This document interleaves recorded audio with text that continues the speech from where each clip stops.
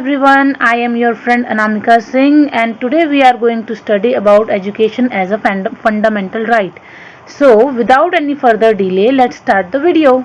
Actually the main topics, the main points that we are going to cover are the Article 45 of the Constitution. Now the new article that has been added as a fundamental right, that is Article 21A, 86th Constitutional Amendment Act, then the whole concept of RTE, then we are going to study about roles and responsibilities of teacher, then how RTE maintain record, how school maintain record, how school management committee works, what are the rights of child, what are the protection of the rights of child. So all right, now let's move on towards the intro of the topic. So this is the main point that we are going to cover. ये हमारा topic जो है, जो मैं आगे पढ़ाने वाली हूँ, ये हमारा मेन पॉइंट है जिसके ऊपर बहुत ही क्वेश्चंस बन के आए भी हुए हैं. That is census. According to census the literacy rate, this is very very important. कई बार इस पर से क्वेश्चन आया है क्योंकि 2011 के बाद अभी तक कोई भी सेंसस नहीं किया गया है. सो this is the latest one और इसके हर एक डिटेल के बारे में हम पढ़ने वाले हैं. If you want to know more about the census of 2011, please let me know in the comment box. मैं आपके लिए एक वीडियो लेकर आऊँगी जिसमें कि आप सेंसस के रिलेटेड जितने भी क्वेश्चंस आज तक DSSB में पूछे गए हैं या फिर किसी भी कॉम्पिटिटिव एग्जाम में पूछे गए हैं, मैं उनकी लिस्ट लेकर आऊँगी. So today we are going to study the literacy rate of India. So the literacy rate of India is 74.04 and the highest literacy rate is of Kerala, that is 93.9, and the lowest is of Bihar, that is 63.8%. So in 1959 we had a document known as Declaration of Human Rights, in 1948, and then in 1959 a new document was issued with the name of Declaration of the Rights of the Child, कि बच्चे के क्या क्या हक होने चाहिए, क्या क्या राइट्स होने चाहिए, जैसे कि उसको अच्छा एजुकेशन मिले, उसको अच्छी रहने की जगह मिले, उसको अच्छा खाना मिले. These 3 are basic rights that a child deserve. So इसी बात को ध्यान में रखते हुए और अभी तक हमारे 10 साल के गोल के अंदर, 15 ईयर्स के गोल के अंदर हमने अपना अपना universalisation of elementary education achieve नहीं किया था. इसीलिए पार्लियामेंट को एक नया एक्ट पास करना पड़ा जिसकी वजह से हमारा जो एजुकेशन है फंडामेंटल राइट बनाया गया. दैट इज़ इन अगस्त 2009 और ये इम्प्लीमेंट हुआ था 1 अप्रैल 2010 से. This is very important to note down. 2010 1 April. कई बार इस पर भी क्वेश्चन आया है कि हमारा जो RTE है वो कब इम्प्लीमेंट हुआ था. तो it was implemented on 1 April and it was made on August 2009. All right. So now we are going to study about the concept और नीड. अब हमें ऐसा क्या हो गया यूनिवर्सलाइजेशन ऑफ एलिमेंट्री एजुकेशन के अंदर, हमारे UEE के प्रोग्राम्स के अंदर ऐसा क्या हो गया कि हमें ये लेके आना पड़ा, ये एक फंडामेंटल राइट बनाना पड़ा. आप सबको पता होगा हमारे पास एक डायरेक्टिव प्रिंसिपल था हमारे आर्टिकल 45 में, जिसमें कि स्टेट को, मतलब हमारे देश को करना चाहिए था, क्या करना चाहिए था, फ्री और कंपल्सरी एजुकेशन देना चाहिए था 6 से लेकर 14 ईयर्स के एज ग्रुप के बच्चों को. ये आर्टिकल हमारे कॉन्स्टिट्यूशन में पहले से था. फिर ऐसा क्या हुआ कि इसको हमें राइट बनाना पड़ा, हमें इसको फंडामेंटल राइट में इंक्लूड करना पड़ा. बेसिकली हमारे पास बहुत सारे रीजंस थे जिसकी वजह UEE को ना अचीव करने के. That is I am showing you here. population explosion, poverty, agriculture based economy, communication gap, unemployment, dropout stage and stagnation, lack of awareness, gender bias, lack of stability in life and lack of efforts on the war footings.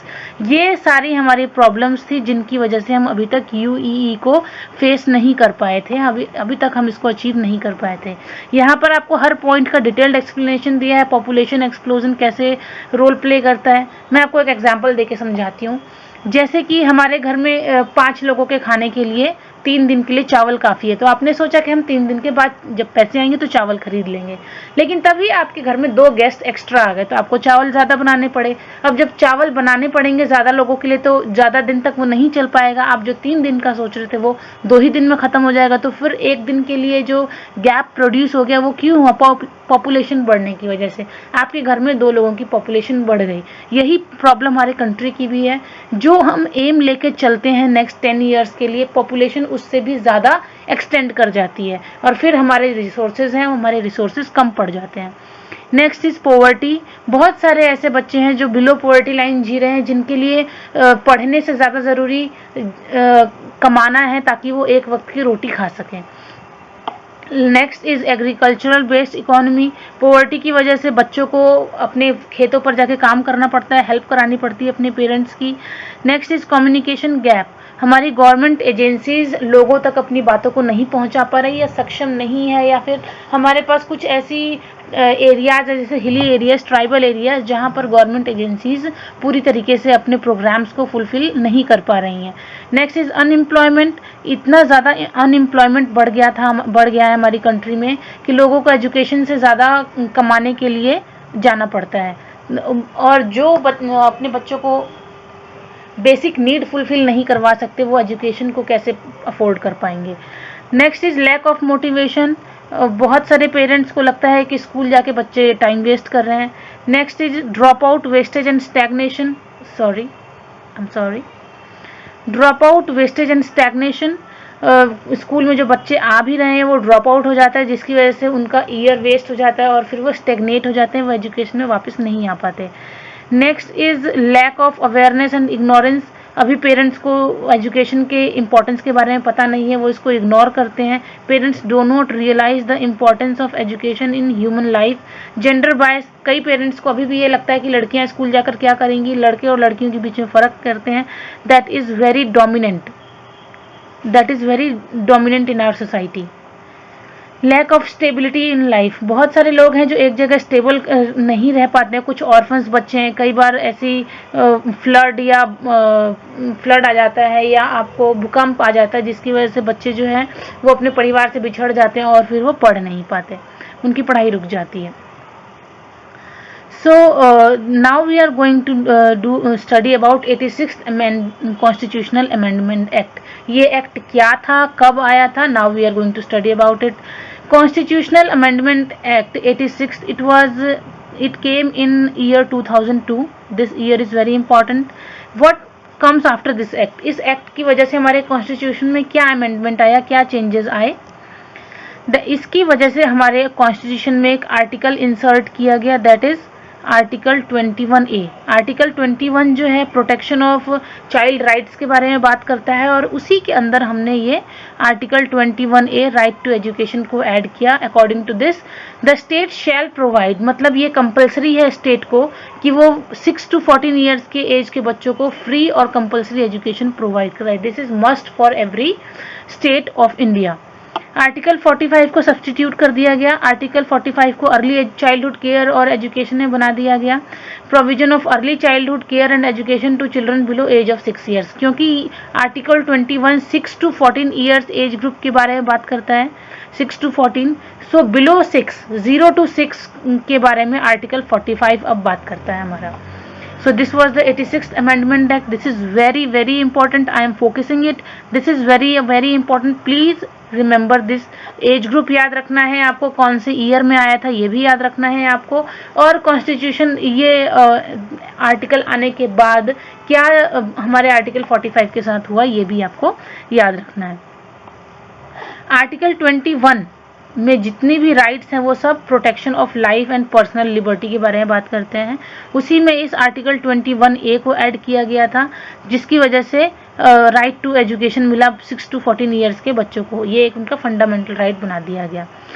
Next the most important thing that we are going to study is article 51A। Article 51A में 10 fundamental duties दी गई हैं citizens की। हमारी मतलब जैसे हमारे fundamental right मौलिक अधिकार होते हैं, वैसे ही हमारे कुछ मौलिक कर्तव्य भी होते हैं, फंडामेंटल ड्यूटीज भी होती हैं। तो इस अमेंडमेंट 86th अमेंडमेंट एक्ट की वजह से एक नया फंडामेंटल ड्यूटी ऐड किया गया, that is 11th fundamental duty. And what was that duty? To provide opportunity for education to his or her child or ward as the case may be between the age 6 to 14 years. So to give education to the children or ward has now become a fundamental duty of every citizen. Her parent की ये duty बना दी गई कि अपने 6 to 14 years as के बच्चों को वो स्कूल ज़रूर से ज़रूर भेजें, उनको अपॉर्चुनिटी दी जा रही है, उसका फ़ायदा वो ज़रूर उठाएं, ये उनकी एक ड्यूटी बना दी गई due to this amendment act. Now we are going to study about RTE। Actually ये एक्ट है क्या? राइट टू एजुकेशन एक्ट में ऐसा क्या कहा गया है? मैंने आपको पहले ही बताया था, it has been made on 26 August 2009 and it was implemented on 1 April 2010। Implement 1 April 2010 को किया गया था। लेकिन क्या आप जानते हैं कि इसके पहले बहुत सारे स्टेट्स में इससे पहले ही राइट टू एजुकेशन एक्ट बना दिया गया था। For example Chhatrapati Shahu Maharaj in Kolhapur state 1902 में ही उन्होंने इसको एक फंडामेंटल एक्ट बना दिया था। विट्ठल भाई पटेल ने 1918 में ही इसको बना दिया था एक फंडामेंटल राइट। और महात्मा गांधी की बेसिक सिस्टम ऑफ एजुकेशन में भी इसी बात के बारे में फोकस किया गया, that is compulsory and free education. जैसे कि हमारे फ्री एयर के ऊपर, फ्री वाटर के ऊपर हक है, उसी तरह फ्री एजुकेशन के ऊपर भी हर एक बच्चे का हक है। यूनिसेफ की एक रिपोर्ट के हिसाब से चाइल्ड अंडर थ्रेट, उन्होंने एक रिपोर्ट बनाई जिसका नाम था child under threat. According to that report 72 million children in India between 5 to 14 do not have easy access to basic education. 2005 में रिपोर्ट आई थी, उसके हिसाब से अभी इंडिया में 72 million, it means 7 crore 20 lakh बच्चे आज भी ऐसे हैं जो 5 से 14 ईयर्स एज के बीच में हैं और उनको आज भी बेसिक एजुकेशन प्रोवाइड नहीं हो पा रही है। गवर्नमेंट ऑफ इंडिया ने एक कमेटी बनाई, एक सेटअप बनाया जिसका नाम रखा उन्होंने national commission for protection of child rights, जो बच्चे के हर एक राइट के बारे में लुक आफ्टर करेगा, either it is a right of survival और डेवलपमेंट और पार्टिसिपेशन। सो इस RTE एक्ट के अंदर क्या क्या चीज़ें आई? सबसे पहले राइट्स ऑफ चाइल्ड, बच्चे के क्या क्या हक है उनको बताया गया। Roles and responsibilities of teacher के क्या रोल और रिस्पॉन्सिबिलिटीज़ है। स्कूल गवर्नेंस और मैनेजमेंट के बारे में बात की गई है इसमें। और करिकुलम एंड इवैल्यूएशन इम्पेरेटिव्स, इसका मतलब कॉन्टिन्यूअस एंड कॉम्प्रिहेंसिव इवैल्यूएशन के बारे में भी इसमें बात की गई है। So let's start with the rights of child, कि बच्चों को क्या क्या राइट्स प्रोवाइड किए गए हैं। This box is very very important.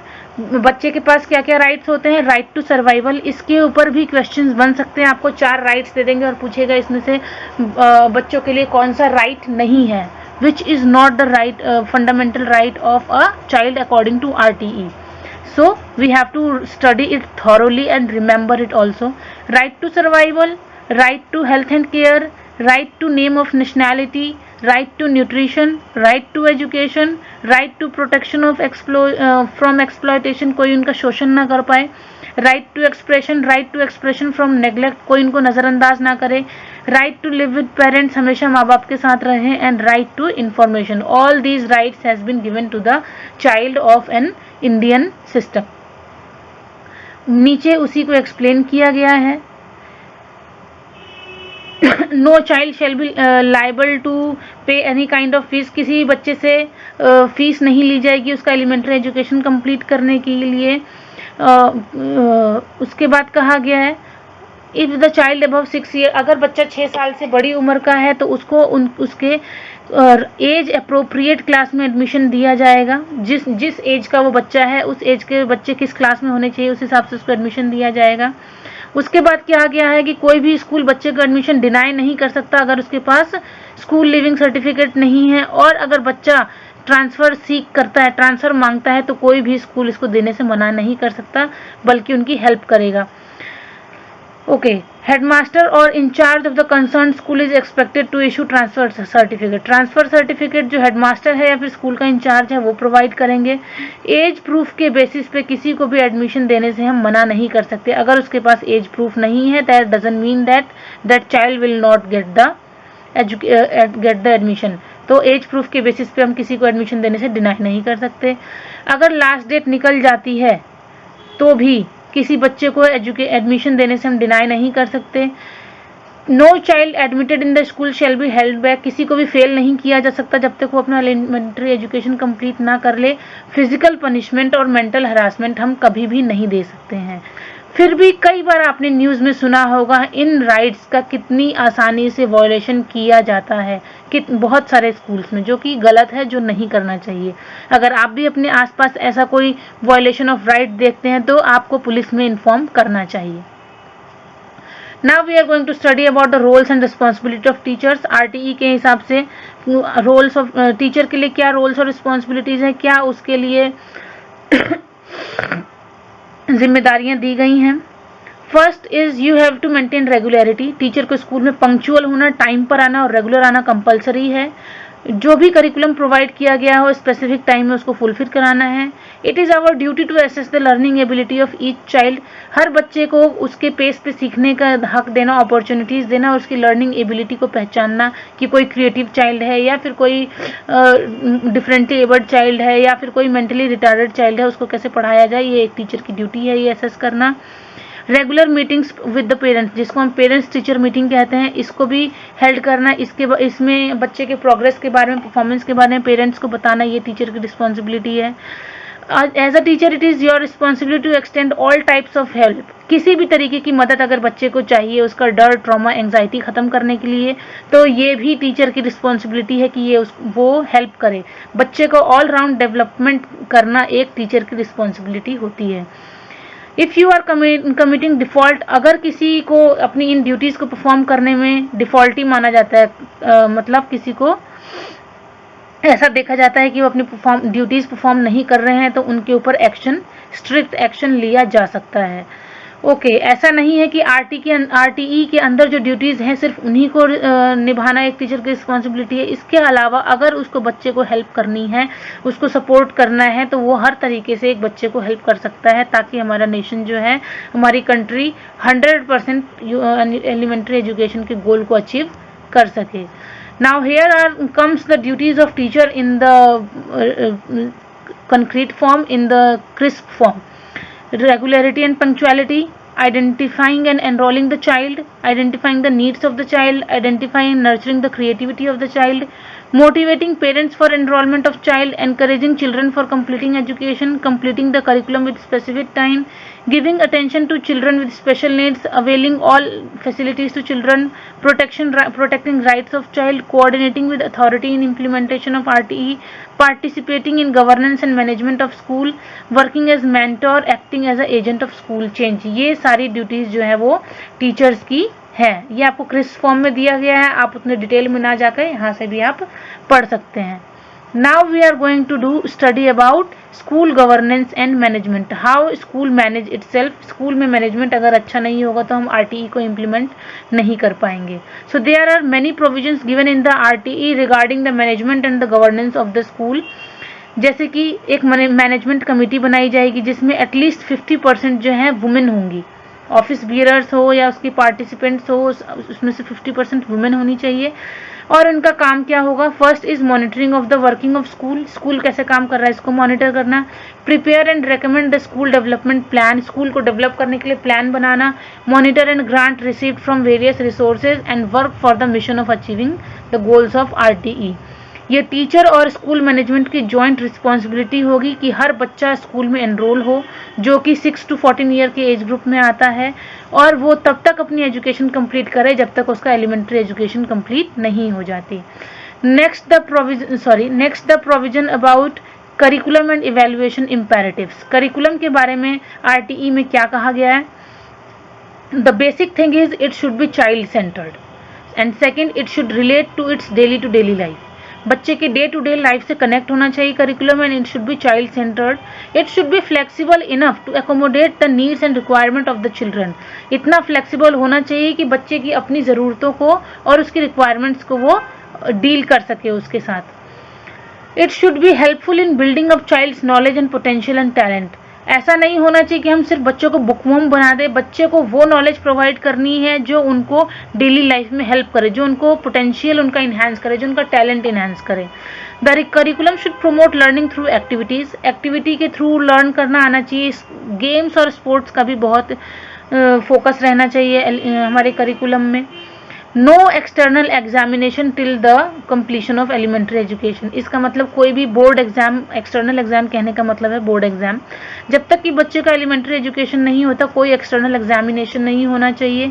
बच्चे को हायर क्लास में प्रमोट कर देना चाहिए, फेल नहीं करना है, हायर क्लास में प्रमोट करना है, लेकिन इसका मतलब ये नहीं कि हम उनको इवैल्यूएशन को नेग्लेक्ट कर दें या हम उनको सिखाएं ना, ये सोच कर कि इनको तो कैसे भी नेक्स्ट क्लास में चले जाना है। This is a very bad habit and a scheme of comprehensive and continuous evaluation of to be implemented, इसके बारे में भी हम डिटेल में पढ़ने वाले हैं। कॉम्प्रिहेंसिव और कॉन्टिन्यूस इवेल्युएशन होना ही चाहिए। No pass fail system would be there, ताकि बच्चों के मन में डिमोटिवेट ना हो जाए, वो मोटिवेशन ख़त्म ना हो जाए कि हम फेल हो चुके हैं। एजुकेशन का मेन एम है all round development of the child, ना कि सिर्फ बुक कंप्लीट कराना, ये इस एजुकेशन का एम नहीं है। बहुत सारे टीचर्स ऐसा मानते हैं कि कोर्स कंप्लीट हो गया, सब्जेक्ट फिनिश हो गया, इसका मतलब ख़त्म हो गया, बच्चे का उस क्लास का सब कुछ जितना भी उसको सीखना था वो सीख चुका है। ऐसा कुछ नहीं है। ऑल राउंड डेवलपमेंट के ऊपर फोकस करना है। हम मैथ्स के थ्रू बच्चे को क्या क्या सिखा सकते हैं, हम साइंस के थ्रू बच्चों को क्या क्या सिखा सकते हैं, स्पोर्ट्स को कैसे इंक्लूड कर सकते हैं हमारे करिकुलम में, ये सब चीज़ों के ऊपर फोकस करना हमारी एक टीचर की रिस्पॉन्सिबिलिटी। और करिकुलम भी इसी तरीके से स्पाइरल करिकुलम हमें प्लान करना होगा। Now some the rules of RTE. RTE में कुछ रूल्स के बारे में बात की गई है जिनको हम मॉडल रूल्स कहते हैं। Model rules 2009। Okay, the rules are divided into 8 parts, उनको 8 पार्ट्स में डिवाइड किया गया है। उसका कुछ यहाँ पर पॉइंट्स यहाँ पर इंपॉर्टेंट जो है यहाँ नोट डाउन किए गए हैं। For example special training of the child, जिसको हम ब्रिज कोर्स कह सकते हैं।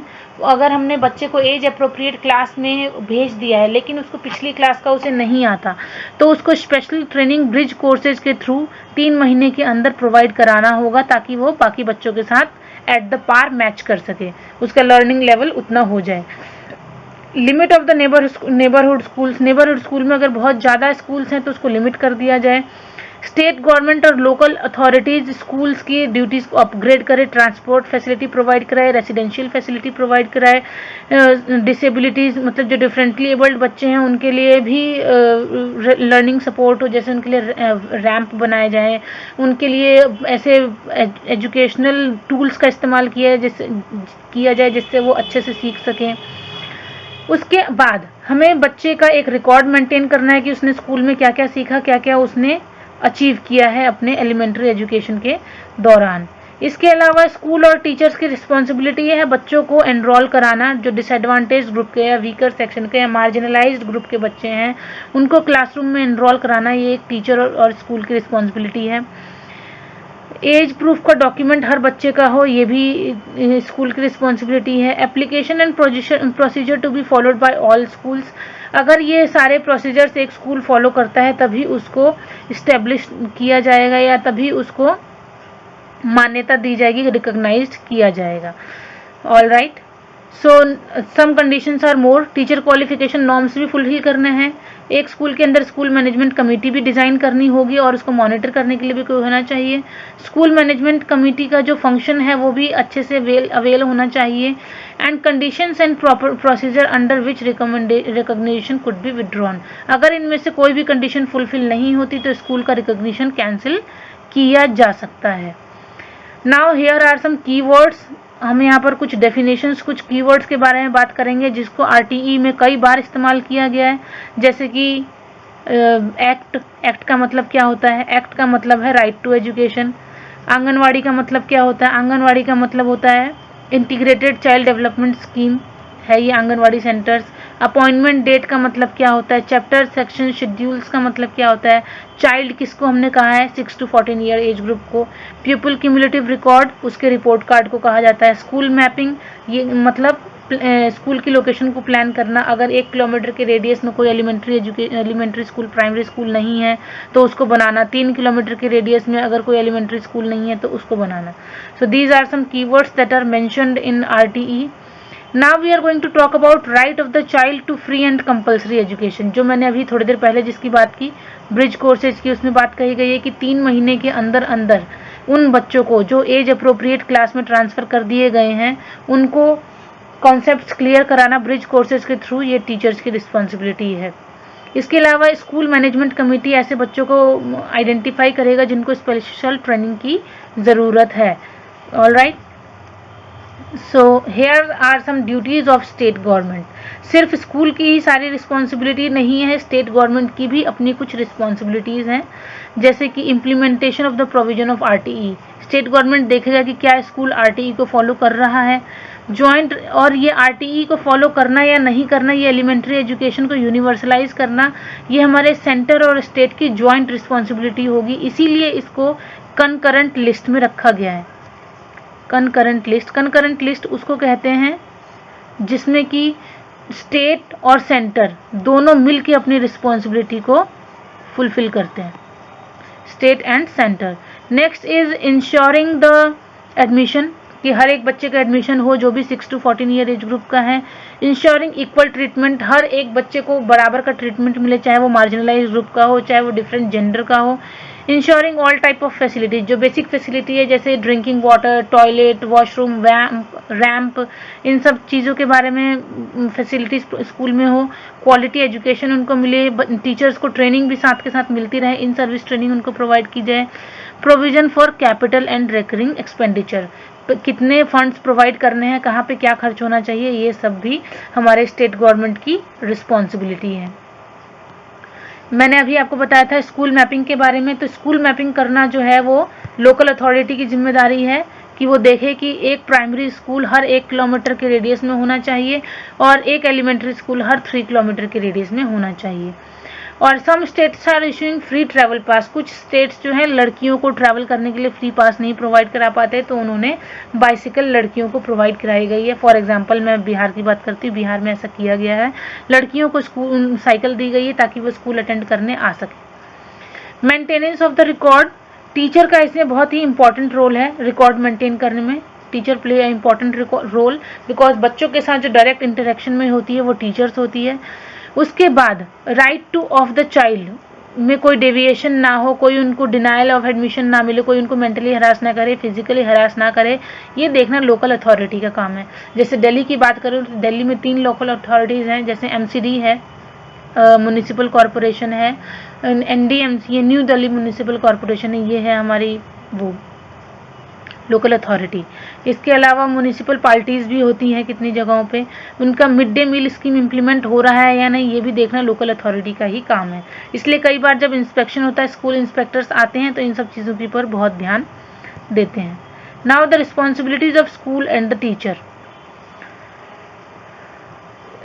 Okay, the role of district education officer, जो DOE है, जो हमारे स्कूल में इंस्पेक्शन करने के लिए आते हैं, उनको RTE के प्रोविजंस को फॉलो हो रहा है या नहीं इफेक्टिव तरीके से, ये देखना उनकी रिस्पॉन्सिबिलिटी होती है। और उन्हीं के अंडर कोई भी स्कूल काम करता है। कोई भी स्कूल अगर इन प्रोविजंस को ना फॉलो करते हुए पाया जाएगा तो उसको रिकॉग्नाइज भी किया जा सकता है। नेक्स्ट हम बात करते हैं स्कूल मैनेजमेंट कमेटी की। अभी तक हमने बहुत बार पढ़ा है स्कूल मैनेज करने के लिए स्कूल मैनेजमेंट कमेटी होनी चाहिए, इसमें 50% वुमेन होनी चाहिए, लेकिन ये होता क्या है और ये बनती कैसे है, क्या क्या उसके अंदर रूल्स हैं, प्रोविजंस है, इसके बारे में बात करेंगे, क्या क्या उसके फंक्शंस है उसके बारे में बात करेंगे। तो ये जो मैनेजमेंट है ये बहुत इंपॉर्टेंट है। जब तक हम अपने एजुकेशन को मैनेज नहीं करेंगे तब तक हम ये नहीं पता लगा पाएंगे कि कौन कौन से बच्चे हमारे यहाँ आ रहे हैं, सबको एलिमेंट्री एजुकेशन मिल रहा है या नहीं। तो इसमें सबसे इम्पॉर्टेंट है स्कूल मैनेजमेंट कमेटी में मेंबर्स, जो 75% मेंबर्स जो हैं बच्चों के पेरेंट्स होने चाहिए और उनमें से 50% तो फीमेल होनी चाहिए। इनका क्या क्या काम होता है? सबसे पहला काम होता है कि टीचर को नॉन एकेडमिक ड्यूटीज़ में ही ना फंसा के रख दिया जाए, जैसे कि सेंसस या इलेक्शन। नेक्स्ट, नॉर्मल ड्यूटीज़ जो टीचर्स की होती हैं वो फुलफिल हो रही हैं या नहीं, बच्चे का कम्युलेटिव रिकॉर्ड बन रहा है या नहीं, ये भी देखना इस कमेटी का काम होता है। ट्रेनिंग प्रोग्राम्स प्रोवाइड कराना, curriculum formation, training module, text book development, इन सब में SMC का बहुत इंपॉर्टेंट रोल है। redressal mechanism for the teachers, this is also the responsibility of school management committee, and the state and local authority shall maintain the teacher pupil ratio. Teacher people ratio maintain हो रहा है या नहीं, ये भी हमारे school management committee की responsibility है। हमारे लिए हमारे प्राइमरी एजुकेशन में हमारी स्टूडेंट टीचर रेशियो कितनी है, ये आप मुझे ज़रा कमेंट करके बताइए, ताकि मुझे भी पता चले कि आप लोगों को कितना फोकस है। तो please comment what is the teacher people ratio in primary education and what is the teacher people ratio in elementary education. Elementary means after 5th के बाद क्या रेशियो होना चाहिए, and till 5th teacher people ratio कितना होना चाहिए। All right, now comes on the responsibilities of teachers. Teachers की इतनी शॉर्टेज है, इसकी वजह से उनकी एकेडमिक क्वालिफिकेशन को मिनिमाइज कर दिया गया है और उसका प्रिस्क्रिप्शन HSCC इसमें रखा गया है इस रिकॉर्ड में। Curriculum and completion of elementary education, इसमें हमने CCE को इम्प्लीमेंट किया है। करिकुलम कंप्लीट हुआ है नहीं, ये इवेल्युएट करने के लिए कॉन्टिन्यूअस एंड कॉम्प्रिहेंसिव इवैल्यूएशन लाया गया, ताकि ये देखा जाए कि सिलेबस, टेक्स्ट बुक और दूसरी मटेरियल्स के थ्रू हमारा एजुकेशन फुलफिल हुआ या नहीं, ट्रेनिंग प्रोग्राम्स बने या नहीं। और इसके बाद certification of completion of elementary education shall be issued within 1 month. जिन बच्चों ने 8th तक अपनी एजुकेशन फुलफिल कर ली है, उनको 1 महीने के अंदर अंदर कंप्लीशन सर्टिफिकेट भी प्रोवाइड करा देना है। ये क्यूमुलेटिव रिकॉर्ड में क्या क्या रिकॉर्ड होना चाहिए, उनके एकेडमिक परफॉर्मेंस के साथ साथ music, dance, literature, sports etcetera भी उसके अंदर मेंशन होना चाहिए, और ये सारे रिकॉर्ड को मेंटेन करने की रिस्पॉन्सिबिलिटी टीचर की होती है। Next we come here about the right of the protection of the children। बच्चों को उनके राइट्स को प्रोवाइड कौन कराएगा, उनके राइट्स को प्रोटेक्ट कौन करेगा, इसके लिए हमने एक अथॉरिटी बनाई है जिसका नाम है right to education protection authority, REPA। इसको सेटअप किया गया है। As a teacher this is our prime duty, हम ये देखें कि हमारे RTE के सारे गोल्स अचीव हुए हैं या नहीं। और इसमें हम किस तरीके के राइट्स के बारे में बात करेंगे, right of empowerment and right of protection. एक कैनेडियन ऑर्गेनाइजेशन ने 3 कैटेगरी में राइट्स को डिवाइड किया है। सबसे पहली कैटेगरी उन्होंने बनाई है प्रोविजन की, मतलब बच्चों को क्या क्या प्रोविजन है, एक बैलेंस डाइट उनको मिलना चाहिए, एक वार्म बेड मिलना चाहिए और एक्सेस टू स्कूलिंग, ये प्रोविजन होना चाहिए। प्रोटेक्शन किस चीज़ से, अब्यूज़, उनको कोई शोषण ना करे, उनको कोई अब्यूज़ ना करे, उनको नेग्लेक्ट ना किया जाए, उनको डिस्क्रिमिनेट ना किया जाए, अलग ना किया जाए। पार्टिसिपेशन किस चीज़ में, कम्युनिटी प्रोग्राम्स में, मतलब कम्युनिटी में अगर कोई प्रोग्राम हो रहा है तो उसमें बच्चों को पार्टिसिपेशन हो, उनको डिसीजन मेकिंग में उनका भी रोल प्ले हो, उनको भी रोल दिया जाए। दिस वाज ये जो है कैनेडियन ऑर्गेनाइजेशन ने 3 कैटेगरीज में डिवाइड किया था राइट्स को। उसी तरीके से एक और नेटवर्क है child rights information network, crime. इसने जो है कैटेगरीज को 2 ग्रुप्स में डिवाइड किया है। सबसे पहला ग्रुप है economic, social and cultural rights, मतलब बच्चों को इकोनॉमिक, सोशल और कल्चरल राइट्स प्रोवाइड किए जाएं, जिसमें आता है right to education, adequate housing, उनको अच्छा घर मिले, फूड खाना मिले, पानी मिले, and highest attainable standard of the health, और उनको हेल्थ भी अच्छी दी जाए। Right to work and rights at work, ये कल्चरल राइट्स ऑफ माइनॉरिटीज़ में आते हैं कि उनका काम, जब वहाँ काम पर जा रहे हैं तो उनको क्या राइट दिए जाए और वहाँ तक उनके हक क्या क्या है ये उनको पता हो, ये कल्चरल राइट्स में आता है। नेक्स्ट है environmental, cultural and developmental rights, ये दूसरी कैटेगरी है जिसको हम 3rd जनरेशन राइट्स कहते हैं। सस्टेनेबल डेवलपमेंट को अचीव करने के लिए हमें इन्वायरमेंटल सस्टेन रखना पड़ेगा, अपना कल्चर को सस्टेन रखना पड़ेगा और इन सबको डेवलप भी करना पड़ेगा, ताकि हम एक अच्छी और सेफ लाइफ जी सकें, हेल्दी लाइफ जी सकें। यहाँ पर कुछ राइट्स बताए गए हैं जिसकी वजह से बच्चा एक हेल्दी और फ्री लाइफ जी सकता है। जैसे फ्रीडम ऑफ स्पीच, उसको बोलने का हक होना चाहिए, आज़ादी होनी चाहिए। फ्रीडम ऑफ थॉट, सोचने की आज़ादी। फ्रीडम फ्रॉम फियर, डर से उसको आज़ादी मिलनी चाहिए। Freedom of choice and right to making decision, बच्चे को हक होना चाहिए अपने चॉइसेस सेलेक्ट करने का और अपने फैसले खुद लेने का। ओनरशिप ओवर ओन्स बॉडी, उनके शरीर के ऊपर सिर्फ उन्हीं का हक होना चाहिए।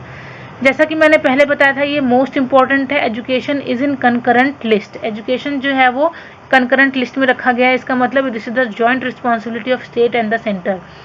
RTE को फॉलो करना सिर्फ स्टेट गवर्नमेंट की रिस्पॉन्सिबिलिटी नहीं बल्कि सेंट्रल गवर्नमेंट की भी रिस्पॉन्सिबिलिटी है। वो फंड्स प्रोवाइड करे ताकि स्टेट जो है वो अपने स्टेट जो सरकार है, स्टेट गवर्नमेंट, वो अपने स्टेट में एजुकेशन को यूनिवर्सलाइज कर सके, अपने स्टेट में कंप्लीट फुलफिल कर सके। इसके अलावा 6 to 14 ईयर्स एज ग्रुप के बच्चे फ्री और कंपलसरी एजुकेशन दिया जाए, ये भी स्टेट और गवर्नमेंट और सेंट्रल गवर्नमेंट की जॉइंट रिस्पॉन्सिबिलिटी है।